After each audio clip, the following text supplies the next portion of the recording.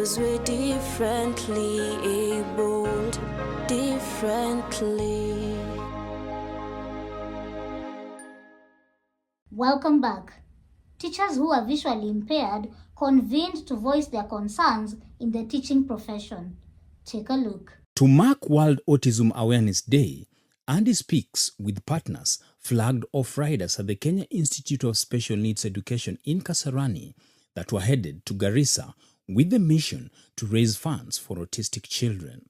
Honorable Pasaris is keen in ensuring all special needs projects by the government are completed to make life easier for parents, caregivers, and the special needs children. For us as GAF Nairobi, when I came in, my predecessor Shebesh had started an autistic program and put some money from GAF for it. It was equipping 17 classrooms in Nairobi in the 17 constituencies, but she had not completed it. So when I came in, I completed it. And this is what I encourage most MPs. Don't always start a new project. Always continue and finish the projects of your predecessor, because it's still government money that has been spent. So it was partially done, and we allocated some more money and we completed it. I've also been supporting a number of organizations that work with autistic children, and we funded a few autistic groups. Under GAF, we have a PWD representative, Ashura Michael, and she's here with us today.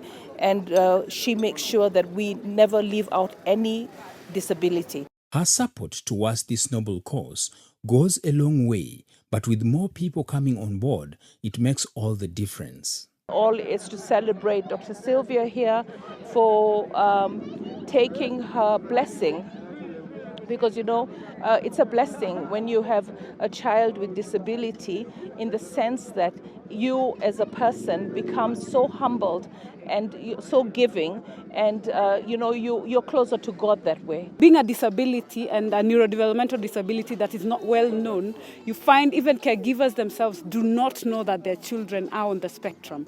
So we want to go around the country every year. We raise funds, we raise awareness so that parents feel comfortable enough to bring out their child, to get to know how to identify this condition and get early intervention. After we do that, we normally go and put together therapy centers in a chosen public school so that children can access early intervention. So far we have done 4. This is our 5th one this year. And at the same time, we give education assistive devices.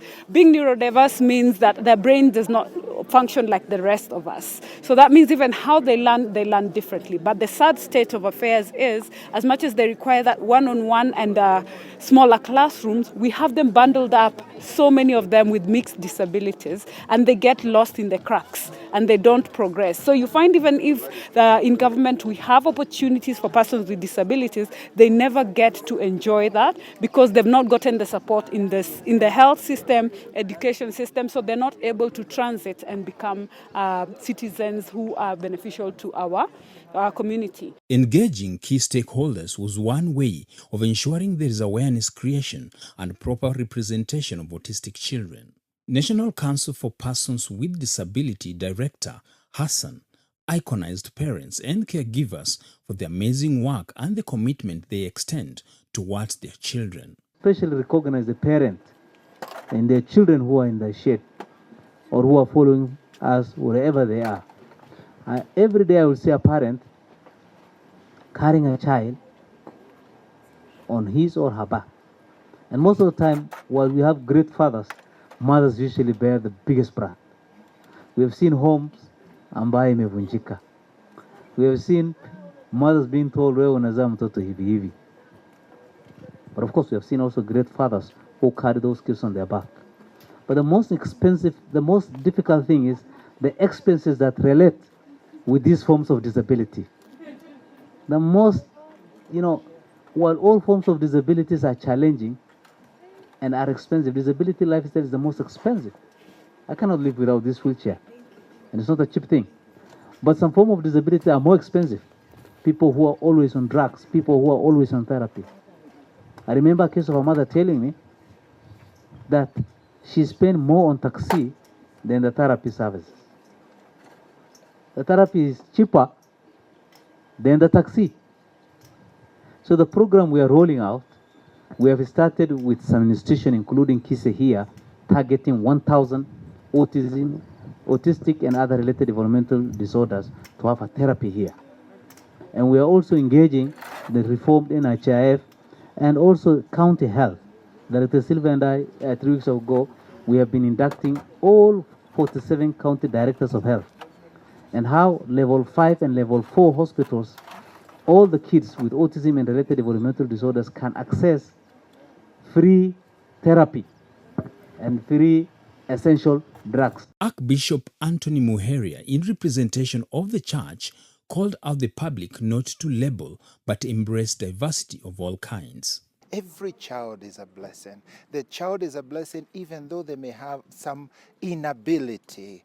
It's not full inability or disability. It is actually an ability God gives. But it's up to us to rediscover it and make it blossom. So today we are here in celebrating autism, in wanting to show the support we want to give to parents with autistic children that can sometimes go through tremendous moments of despair and desperation, because many times they don't know what's happening to their children and they don't have enough sufficient support. The Archbishop encouraged the church to come out and offer their services. We, as a Catholic Church, and in particular in the Archdiocese of Nyeri, we have set up now programming which we want to set up a therapy center, a place of support for parents, for children, for families, where they can get educated and also get accompanied in the process of developing and nurturing these autistic children so that they can blossom. But in general, I think it is important we all in the churches, as church leaders or faith leaders, come out in the sense of embracing all the people who have any form of disability. It's about recognizing the dignity.